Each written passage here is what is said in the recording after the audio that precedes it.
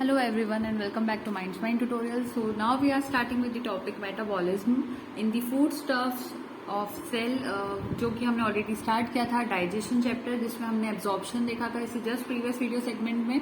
और now we are starting with the metabolism and ये सारी चीजें जिसमें हम पढ़ रहे हैं is animal physiology and related biochemistry. तो उसकी प्लेलिस्ट आपको चैनल पर मिल जाएगी, आप उसको चेक करेंगे तो सारे पार्ट्स उसमें आपको मिलेंगे.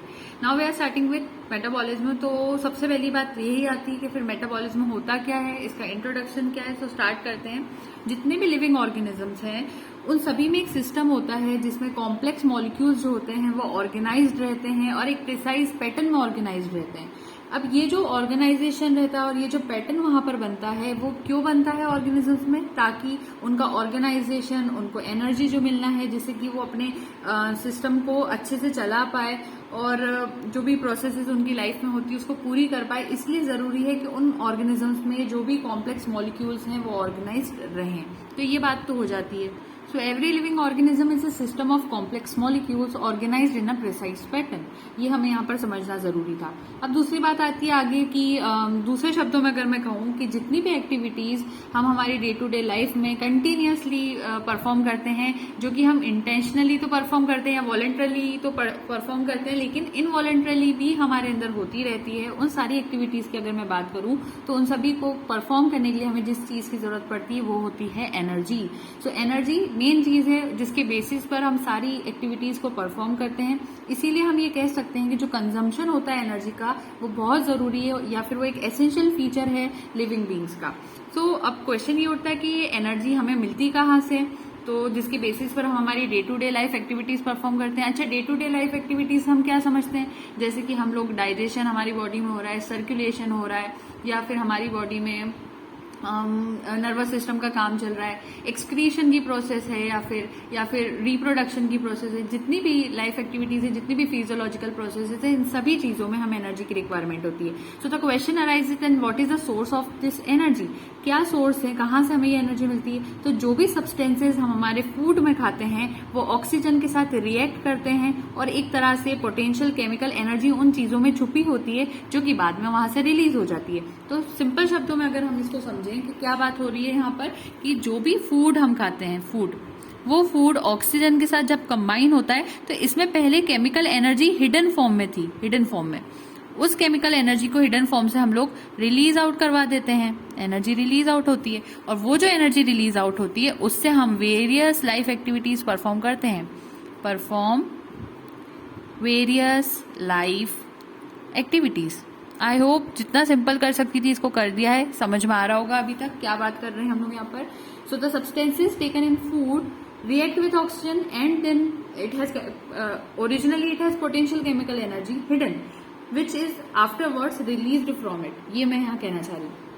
अब जो ऑक्सीजन वाली चीज है, क्योंकि ये ऑक्सीजन तो यहाँ पर हमने शो कर दी, लेकिन ये ऑक्सीजन हमें कहाँ से मिल रही है, एनिमल्स को कहाँ से मिल रही है, तो ये एटमॉस्फेरिक एयर से मिलती है या फिर जो हमारे आसपास वाटर होता है हमें वहां से मिलती है. सो एनर्जी का सोर्स तो हमने यहाँ से बता दिया कि यहाँ एनर्जी रिलीज हो रही है. अब ये ऑक्सीजन का सोर्स क्या होता है, तो ऑक्सीजन का सोर्स होता है एक तो एटमॉस्फेरिक एयर, उसमें ऑक्सीजन होती है, और दूसरा होता है हमारे आसपास का जो वाटर होता है उसमें से ऑक्सीजन रिलीज होती है. लेकिन फिर भी कुछ ऐसे ऑर्गेनिजम्स होते हैं जिन्हें इस एनर्जी को रिलीज करने में ऑक्सीजन की जरूरत नहीं पड़ती, और वो ऑर्गेनिजम्स आप पहले से ही जानते हैं कहलाते हैं एनएरोबिक ऑर्गेनिजम्स, या फिर वो परफॉर्म करते हैं एनएरोबिक रेस्पिरेशन.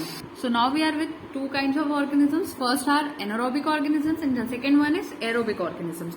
अब एनारोबिक ऑर्गेनिजम्स ऐसे ऑर्गेनिजम्स होते हैं जो कि अपनी बॉडी में बिना ऑक्सीजन के एनर्जी को रिलीज करवा सकते हैं और अपनी सारी वेरियस लाइफ एक्टिविटीज को बिना ऑक्सीजन के परफॉर्म कर सकते हैं. एरोबिक ऑर्गेनिजम्स ऐसे ऑर्गेनिजम्स होते हैं जिन्हें ऑक्सीजन की जरूरत पड़ती है, बिना ऑक्सीजन के वो कोई भी एक्टिविटी परफॉर्म नहीं कर सकते. ये आप पहले से जानते थे. तो बस इतना याद रखना, इनको ऑक्सीजन की रिक्वायरमेंट होती है और ये ऑक्सीजन की रिक्वायरमेंट इन्हें नहीं होती. बस इतना याद रखना है इसके अंदर. अब आगे की बात करते हैं. तो कुछ ऐसे इंटेस्टाइनल पैरासाइट्स होते हैं जैसे कि एस्केरिस हो गया, टीनिया हो गया. ये लोग फ्रीली बॉडी कैविटीज जो होती है एनिमल्स की वहां पर रहते हैं और वहीं से एनर्जी को ऑब्टेन भी करते हैं और वहीं से कार्बोहाइड्रेट मॉलिक्यूल्स को ब्रेक डाउन कर देते हैं, स्मॉलर वंस टुकड़ों में तोड़ देते हैं, और वो भी एंजाइमेटिक रिएक्शंस की मदद से करते हैं. तो ये जो एनिमल्स होते हैं इनके अंदर एक एम्पल कार्बोहाइड्रेट स्टोर होता है जो कि इन दी फॉर्म ऑफ ग्लाइकोजन उनमें पाया जाता है, जिसको बाद में वो कन्वर्ट कर सकते हैं ग्लूकोज के अंदर और एनर्जी के अंदर। और ऐसे केसेस में जो एनर्जी इनमें से रिलीज होती है वो एक सोर्स होता है, बहुत लिटिल सोर्स होता है, बहुत कमी से हमें उन्हें मिल पाती है। तो मैंने यहाँ पर दो नेम्स जो आपको ऑर्गेनिजम्स के बताए हैं वो हो जाते हैं एस्केरिस एंड टीनिया। एस्केरिस और टीनिया का मैंने क्या कहा, ये क्या करते हैं, जो एनिमल रहता है उसकी बॉडी कैविटी में रहते हैं, बॉडी कैविटी, और इस बॉडी कैविटी से वो कार्ब्स जो होते हैं, कार्बोहाइड्रेट्स जिसे हम कहते हैं, उन्हें एब्जॉर्ब कर लेते हैं।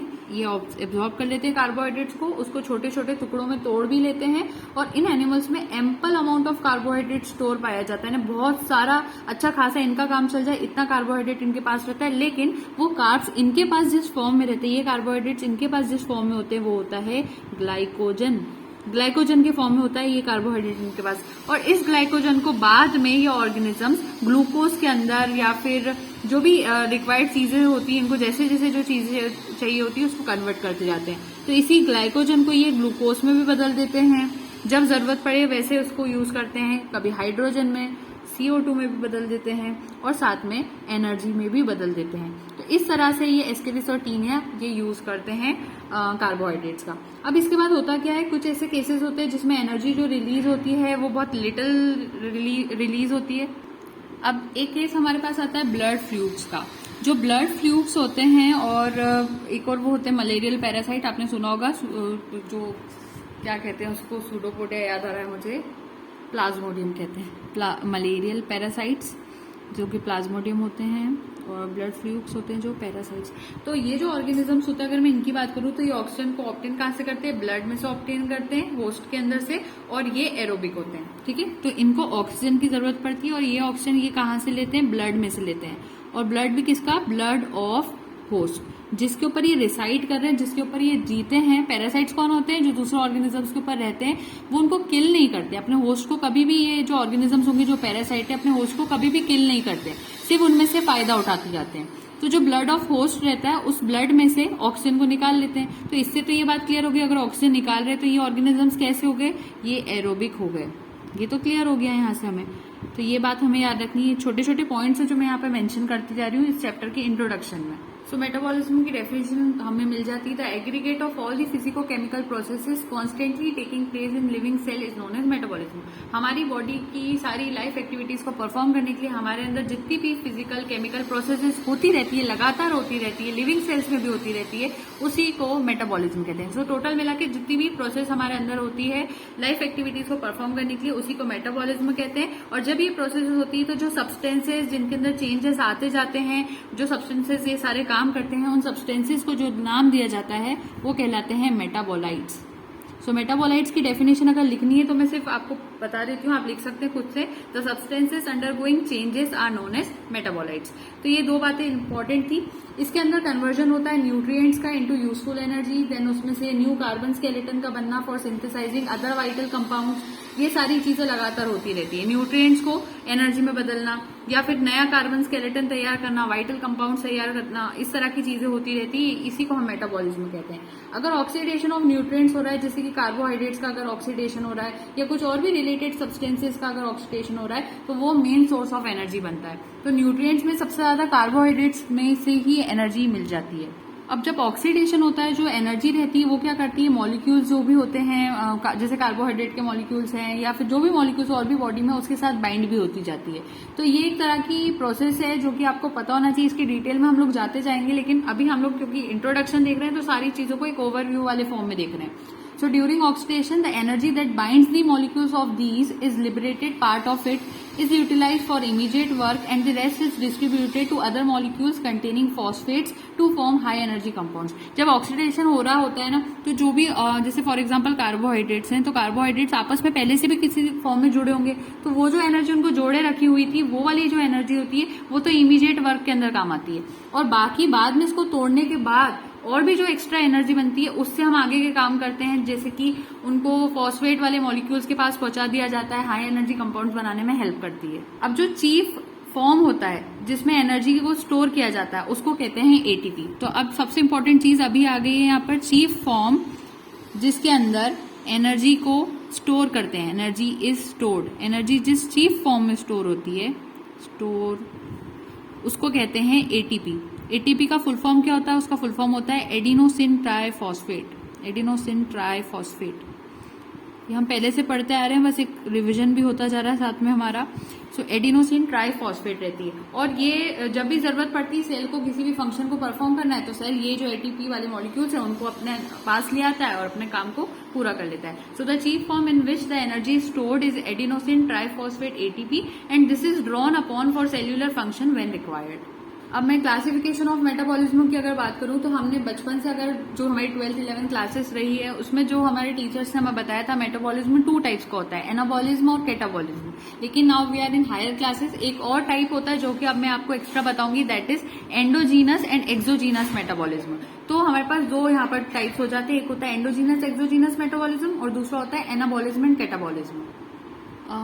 एक साइंटिस्ट है जिनका नाम था फॉलिन, FOLIN, फॉलिन। तो फॉलिन ने बताया था कि हम लोग इसको मेटाबॉलिज्म को दो तरह से भी डिवाइड कर सकते हैं, एंडोजीनस एंड एक्सोजीनस। और एंडोजीनस एक्सोजीनस मेटाबॉलिज्म उन्होंने जो डेफिनेशन दी थी, उन्होंने कहा कि अगर फूड मॉलिक्यूल्स, जो भी हम खाना खा रहे हैं वो खाने के अगर फूड के जो मॉलिक्यूल्स हैं वो हमारे बॉडी टिश्यूज का ही एक पार्ट है या उनका एक पार्ट की तरह उनके एक्ट कर रहे हैं, तो उसमें हम मान सकते हैं कि उसके अंदर जो मेटाबॉलिज्म होगा वो एंडोजीनस मेटाबॉलिज्म होगा। वहीं अगर जो फूड मॉलिक्यूल्स हम लोग कंज्यूम कर रहे हैं वो अगर हमारे बॉडी का पार्ट नहीं बनते हैं बाद में जाकर, या हमारे बॉडी टिश्यू का पार्ट नहीं बनते, पर फिर भी वो ऑक्सीडाइज होते हैं और उसमें से एनर्जी को हम एक्सक्रेट आउट कर लेते हैं, तो ऐसे वाले जो फूड मॉलिक्यूल्स होते हैं हम कहेंगे कि वो एक्सोजीनस रूट ऑफ मेटाबॉलिज्म को फॉलो करते हैं। तो अगर फूड मॉलिक्यूल्स, फूड पार्टिकल्स हमारी बॉडी का एक हिस्सा बन जाते हैं तो वो एंडोजीनस, और अगर वो हमारी बॉडी का हिस्सा नहीं बन पाते लेकिन फिर भी हमारी बॉडी उसमें से एनर्जी को निकाल देती है तो उसको कहते हैं एक्सोजीनस। तो ये आई होप क्लियर हो गया होगा, इससे इजी मैं इसको नहीं कर सकती। अब आपको यहाँ पर इसकी डेफिनेशन लिखनी, if the food molecules become a part of our body, so they follow endogenous route of metabolism, and if food molecules, अब मैं मोल लिख रही हूँ, मोल्स नहीं बोल रही हूँ, मॉलिक्यूल्स लिखना आप, do not become part of our body, and I'm really sorry for the background noises right now. So अगर वो बॉडी का हिस्सा नहीं बनते then it is known to be following the exogenous route of metabolism। और यहाँ पर energy जरूर से एक्सक्रेट आउट होती है, एनर्जी जरूर से बाहर आती है, ये याद रखना है यहाँ पर, ठीक है। तो ये तो पहला टाइप हो गया। अब बात आती है एनाबॉलिज्म एंड कैटाबॉलिज्म की। अब अगर बिल्डिंग अप फेज हो रहा है एंडोजीनस मेटाबॉलिज्म में, ठीक है, एंडोजीनस मेटाबॉलिज्म जो है जिसमें फूड मॉलिक्यूल्स बॉडी का एक हिस्सा बन जाते हैं, अगर उसके अंदर बिल्डिंग अप फेज होना है यानी कि चीजें जुड़ रही है, चीजें आपस में जुड़ रही है, तो उसको क्या कहोगे? एनाबॉलिज्म कहोगे, या फिर इसको एसिमिलेशन भी कहते हैं, एसिमिलेशन। तो आपको सिंपल तौर पे क्या याद रखना है, अगर बिल्डिंग अप हो यानी जुड़ना, building up phase in endogenous metabolism, उसको कहते हैं एनाबॉलिज्म। वहीं अगर अच्छा एक चीज और, इसमें जो भी चीजें होती है जुड़ने वाले फेज में, उसमें क्या क्या होता है? सिंथेसिस ऑफ ऑर्गेनिक मॉलिक्यूल्स, यानी कि ऑर्गेनिक मॉलिक्यूल्स हमारी बॉडी में बनने लगते हैं, ठीक है, वो चीज बन रही है। क्योंकि आप बोलेंगे बन तो रहा है लेकिन क्या बन रहा है, तो ऑर्गेनिक मॉलिक्यूल्स बन रहे हैं, ठीक है, ऑर्गेनिक मॉलिक्यूल्स ये बन रहा है यहाँ पर। तो ये जो चीज होती है इसमें सारी चीजें आपको जो इम्पोर्टेंट थी वो मैंने बता दी। अब इसके अपोजिट जो कैटाबॉलिज्म होता है, इसमें ब्रेकडाउन होता है टिश्यू का, या फिर कुछ ना कुछ डिग्रेडेशन वाली रिएक्शन इसमें होती है, जिसमें रिलीज ऑफ एनर्जी होता है, वेस्ट प्रोडक्ट्स भी बनते हैं, और इसको बोलते हैं कैटाबॉलिज्म, या फिर इसको कहते हैं कैटाबॉलिज्म। दूसरा शब्द जो इसके लिए होता है उसको कहते हैं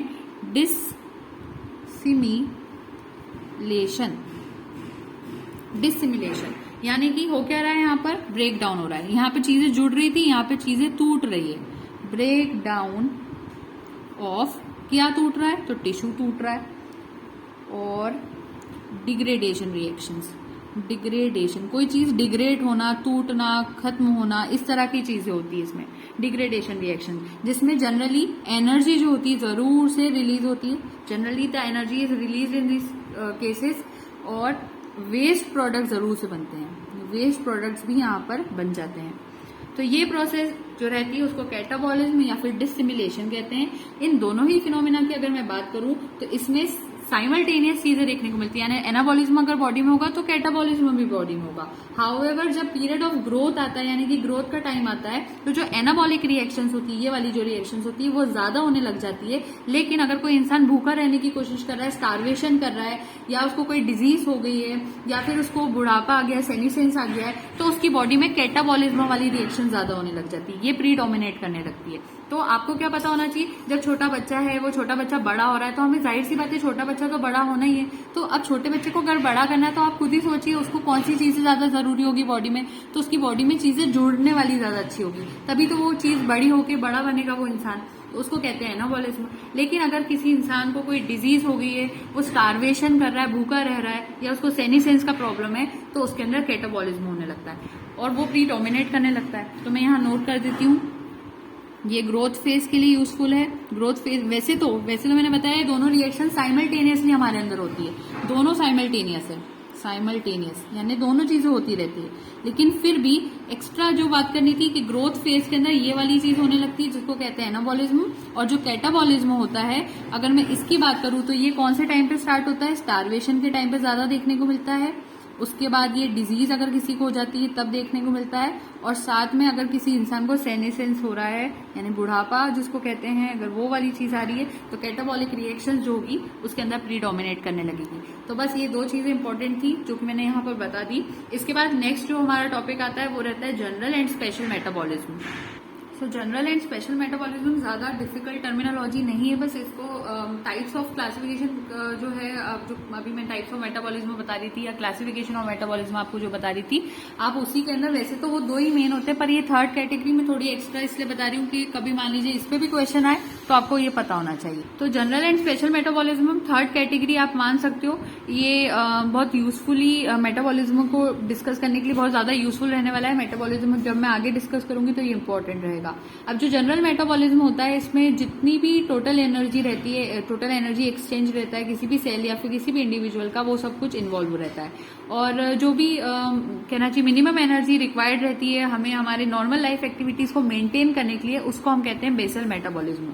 तो ये चीजें कहीं ना कहीं जनरल मेटाबॉलिज्म और बेसल मेटाबॉलिज्म में आती है, और इसको डिटरमाइन करने के लिए जनरल मेटाबॉलिज्म में मैंने कौन सी चीज ऐड कर दी, जिसको कहते हैं basal metabolism. Basal metabolism, basal metabolism कौन सा मेटाबॉलिज्म में है या फिर जनरल कौन सा मेटाबॉलिज्म है? तो सबसे पहले मैंने जनरल के बारे में ये कहा, इसमें टोटल एनर्जी एक्सचेंज जो किसी सेल का या इंडिविजुअल का होता है वो हम उसके बारे में बात करते हैं। तो इसमें हम टोटल, आई होप विजिबल होगा, टोटल एनर्जी एक्सचेंज की बात करते हैं जनरल वाले में। और इसमें हम लोग जिसको मेनली पढ़ते हैं वो होता है बेसल मेटाबॉलिज्म। बेसल मेटाबॉलिज्म में क्या होगा कि इसको डिटरमाइन करना होगा, मतलब कहीं ना कहीं हमारी लाइफ एक्टिविटीज को परफॉर्म करने के लिए जो भी मेटाबॉलिज्म रिक्वायर होगा, लाइफ एक्टिविटीज को नॉर्मली परफॉर्म करने के लिए रिक्वायर्ड होगा, तो उसमें जो भी मिनिमम एनर्जी लगती है, मिनिमम एनर्जी जो लगती है उसी को हम कहते हैं basal metabolism. So basal metabolism की थोड़ी सी डेफिनेशन टाइप होगी, आप लिखेंगे तो general metabolism involves the total energy exchange of a cell और individual, the minimum energy required to maintain the normal life activities comes under basal metabolism. इसको अगर डिटरमाइन करना है, पहचानना है कि किस तरह से ये काम होगा, बेसल मेटाबॉलिज्म में हमें कितनी रिक्वायरमेंट होती है, तो उसके लिए क्वांटिटी ऑफ CO2 एलिमिनेटेड देखी जाती है, अमाउंट ऑफ ऑक्सीजन कितना कंज्यूम हो रहा है किसी इंसान में वो देखा जाता है over a definite period of time, और इसको यूजुअली एक्सप्रेस करने के लिए जिस चीज का हम यूज करते हैं उसको कहते हैं कैलोरीज पर kilogram, weight of the body पर आर, ये सारी चीजें यूज करते हैं, जिसको हम नॉर्मली BMR कहते हैं। आपने सुना होगा स्कूल्स और कॉलेजेस में भी आपके टीचर्स ने कहा होगा आपका BMR कैलकुलेट करें, तो वो इसी चीज से होता है। तो कैलोरीज जो रहती है पर KG weight of the body पर आर, ठीक है, ये सारी चीजें हमें इसमें पढ़नी होती है। तो बेसल मेटाबॉलिज्म को अगर हम डिटरमाइन करना चाहते हैं तो सबसे पहले तो ये देखा जाता है कि CO2 कितनी बॉडी में एलिमिनेट हो रही है, ऑक्सीजन बॉडी कितना ज्यादा कंज्यूम कर रही है, ये सारी चीजें देखने के बाद उसको जिस यूनिट से या जिस तरीके से या जिसकी हेल्प से हम लोग नाप सकते हैं, मेजर कर सकते हैं, उसको कहते हैं कैलोरीज। अब कैलोरी एक टर्म है या फिर एक डेजिग्नेटिंग यूनिट है मेजरमेंट की, जिसका मतलब क्या होता है, amount of heat necessary to raise 1 millilitre of water 1 degree Celsius या सेंटीग्रेड। तो इसकी कैलोरी की डेफिनेशन हो गई। तो कैलोरी की डेफिनेशन आपके लिए इंपॉर्टेंट होगी, तो मैं इसको यहाँ नोट करूंगी, कैलोरीज या फिर कैलोरी लिख लेते हैं ना, एक ही कैलोरी की बात हो रही है। तो कैलोरी अमाउंट ऑफ हीट होती है, अमाउंट ऑफ हीट रिक्वायर्ड या फिर नेसेसरी भी लिख सकते हैं, required to raise 1 millilitre of H2O 1 degree, चलिए ऐसे लिख देते हैं, 1 डिग्री सेल्सियस, इसको कहते हैं कैलोरी। अब ये कैलोरी की डेफिनेशन होगी। और कैलोरीज को नॉर्मली हम कहते हैं ना कि इतनी कैलोरी खाना चाहिए इंसान को। तो जैसे किसी का वेट मान लीजिए 70 kg है, मान लीजिए किसी का 80 kg है, तो उसके वेट के हिसाब से उसकी कैलोरीज अलग अलग होती है। एक छोटे बच्चे को कितनी कैलोरीज खाना होगी वो अलग होगी, एक बीच के मिडिल एज वाले इंसान को कितनी कैलोरीज खाना चाहिए वो अलग होगी। तो उसी को कहते हैं कैलोरी। तो कैलोरी जो हम खाते हैं उसकी मैंने डेफिनेशन लिख दी, लेकिन सबको समझ में आता है कि कैलोरी का मीनिंग क्या होता है। अब बेसल मेटाबॉलिक रेट जो होता है, जिसको हम BMR कहते हैं, BMR बेसल मेटाबॉलिक रेट। तो अब मैं BMR की अगर बात करूं तो बेसल मेटाबॉलिक रेट इसका फुल फॉर्म होता है। इसको मेजर करने के लिए कैलोरीज की ही जरूरत पड़ती है कि कोई भी ऑर्गेनिज्म कितनी कैलोरीज यूटिलाइज करता है जब से वो जागता है और जब तक वो रेस्ट पे जाता है। तो पूरे दिन भर में कोई इंसान कितनी कैलोरीज उसको रिक्वायर्ड होगी, उसी को हम कहते हैं BMR। एनिमल्स में अगर मैं बात करूं, जो एनिमल्स बिल्कुल भी रेस्ट नहीं लेते, तो उनके लिए हमें ये वैल्यू ऑफ BMR निकालना बहुत मुश्किल हो जाता है, क्योंकि वो रेस्ट ही नहीं कर रहा है अगर एनिमल। तो BMR निकालने का क्या तरीका है कि जैसे कोई इंसान वेक कर रहा है और रेस्ट पे जा रहा है, इस बीच उसको जितनी भी कैलोरीज रिक्वायर्ड होगी किसी भी ऑर्गेनिज्म के लिए हम कह सकते हैं, उसी को बेसल मेटाबॉलिक रेट कहते हैं।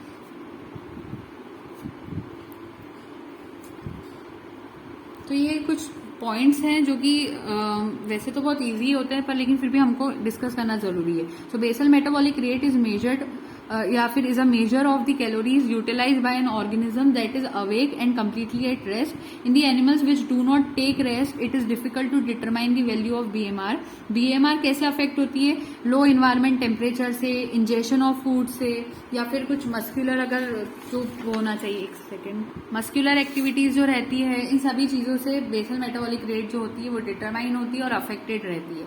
तो जो अफेक्ट करता है बेसल मेटाबॉलिक रेट को, उसको आपको याद रखना है। क्या क्या बताया मैंने, एक तो हो गया टेम्परेचर, दूसरा हो गया इंजेक्शन ऑफ फूड, यानी खाना कितना खा रहा है कोई इंसान, और कुछ भी जो भी मस्कुलर एक्टिविटीज वो इंसान परफॉर्म कर रहा है उसके बेसिस पर उसके BMR कैलकुलेट होता है।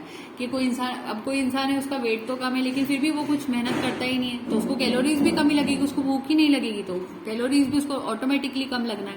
तो इस तरह की चीजें होती हैं। तो टेम्परेचर, दूसरा हो गया इंजेक्शन के वो क्या खा रहा है, इंजेक्शन ऑफ फूड, और थर्ड हो गया मस्कुलर एक्टिविटीज वो कितनी परफॉर्म कर रहा है, उसके बेसिस पर उसका बेसल मेटाबॉलिक रेट कैलकुलेट होता है। लेबोरेटरी में जो BMR कैलकुलेट होता है उसको, तो लेबोरेटरीज में BMR जिस तरह से कैलकुलेट होता है उसको कैलकुलेट करने के लिए एक होता है वहां पर बेनेडिक्ट रॉथ, जो एक थे, उन्होंने बताया था recording spirometer, Benedict Roth recording spirometer. ये आपको याद रखना है, ज्यादा डिटेल्स नहीं है वैसे, लेकिन जो जो इंपॉर्टेंट पॉइंट्स हम लोग उसको डिस्कस करते हुए चल रहे हैं। और BMR और भी चीजों से इन्फ्लुएंस होता है, जैसे कि हाइपरथायरॉयडिज्म, फीवर और पैथोलॉजिकल कंडीशंस अगर किसी इंसान में, तो उससे भी उसका BMR जो होगा वो उससे इन्फ्लुएंस होगा। इसके साथ साथ एज, किसी का gender, body weight, health, internal secretions, इन सारी चीजों से भी BMR इन्फ्लुएंस होता है। जनरली जो मेटाबॉलिक रेट चिल्ड्रन में पाया जाता है वो बहुत हायर होता है, क्योंकि बच्चे मेहनत बहुत करते हैं, खेलते कूदते बहुत ज्यादा है, इसी वजह से उनका मेटाबॉलिक रेट बहुत ज्यादा हाई हो जाता है, इसलिए उनको कैलोरीज भी ज्यादा लगती है। फर्दर जो रेट जो रहता है मैन और वुमेन में, अगर हम उनमें कंपेयर करें तो मैन के अंदर ज्यादा मेटाबॉलिक रेट होता है, तो मैन और वुमेन के अंदर कंपेयर करें तो इनमें मेटाबॉलिक रेट ज्यादा होगा, और चिल्ड्रन में तो बहुत ज्यादा ऑटोमेटिकली है, क्योंकि वो थोड़े प्लेफुल होंगे तो इसलिए उनमें ज्यादा हो जाएगा। अब BMR एक एवरेज मैन के लिए अगर हम बात करें जो होना चाहिए वो 2000 किलो कैलोरीज पर डे, अगर उसका एवरेज साइज है। तो अगर कोई मोटा सा मैन है या बहुत दुबला सा मैन है तो उसका जो BMR होगा वो अलग हो जाएगा। लेकिन एक एवरेज इंसान के लिए बात करूं, एवरेज साइज वाले मैन के लिए, एवरेज साइज मैन के लिए जो BMR आपको याद रखना वो कितना होता है, 2000 किलो कैलोरीज पर डे, इतना उसको रोज कैलोरीज लेना चाहिए लगभग। अब एक टेबल भी होगी, मैं आपको लास्ट में वो टेबल बता दूंगी जिससे आपको ये सारी चीजें याद हो जाएगी। तो बीएमआर किस तरह से किसके लिए अच्छा रहता है, और जितना स्मॉल एनिमल होगा, जितना छोटा एनिमल होगा उसका बीएमआर उतना ज्यादा होता है। ये भी याद रखना, साइज जितना छोटा होगा बीएमआर उतना ज्यादा होगा। जैसे एक छोटी चिड़िया है तो वो बहुत ज्यादा बीएमआर वाली होगी, जितना एक इंसान को नहीं लगेगा उससे ज्यादा कई गुना ज्यादा उस चिड़िया का बीएमआर होगा, क्योंकि वो बहुत ज्यादा मेहनत कर रही है कहीं ना कहीं। तो ये आपको याद रखना है, कुछ कुछ जो पॉइंट्स थे मैंने यहाँ बता दिए। इसके बाद जो बीएमआर होता है यूजुअली उसको एक्सप्रेस करने के लिए परसेंटेज ऑफ इंक्रीज या फिर डिक्रीज या फिर एक बिलो सेट का टेबल रहता है जिसको यूज किया जाता है। यानी +65 अगर कोई इंसान है तो उसका इंडिविजुअल का BMR 65% above the standard for his age and sex होता है या जेंडर होता है। तो ये आपको याद रखना था। उसके अलावा एक टेबल तो लास्ट में हम देखेंगे। अब स्पेशल मेटाबॉलिज्म की बात मैं कर लूं, अगर जनरल तो यहाँ कंप्लीट हो गया।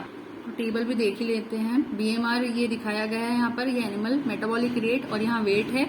माउस 3.82 किलो कैलोरीज उसको लगेगी, यानी उसका बीएमआर इतना होगा, और उसका वेट 0.018 है अगर तो इतना। ह्यूमन अगर 64 केजीज का तो उसको इतना रिक्वायर्ड होगा। डॉग 15 अगर केजीज का है तो इतना। हॉर्स अगर इतने का है तो बस ये टेबल है। इसके अलावा जो स्पेशल मेटाबॉलिज्म होता है, it involve changes undergone by a particular substance और ग्रुप ऑफ सब्सटेंसेस। जो भी पर्टिकुलर सब्सटेंस है उसके अंदर क्या चेंज आ रहा है, ग्रुप ऑफ सब्सटेंसेस में क्या चेंज आ रहा है, उसी को कहते हैं स्पेशल मेटाबॉलिज्म। तो किसी एक पर्टिकुलर सब्सटेंस की भी बात हो सकती है और ग्रुप ऑफ सब्सटेंसेस की भी बात हो सकती है। किसके अंदर, स्पेशल मेटाबॉलिज्म के अंदर ग्रुप ऑफ सब्सटेंसेस की भी बात हो सकती है। इनमें क्या चेंज आ रहा है, क्या बदलाव आ रहा है, इसी को कहते हैं स्पेशल मेटाबॉलिज्म।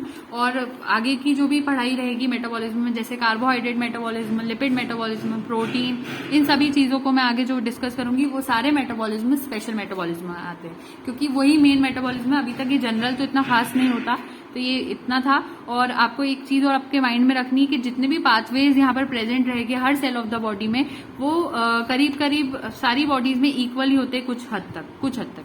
तो ये आपको याद रखना है। और नेक्स्ट वीडियो सेगमेंट से हम लोग कार्बोहाइड्रेट मेटाबॉलिज्म स्टार्ट करेंगे। So thank you so much and don't forget to like, share and subscribe. Happy learning.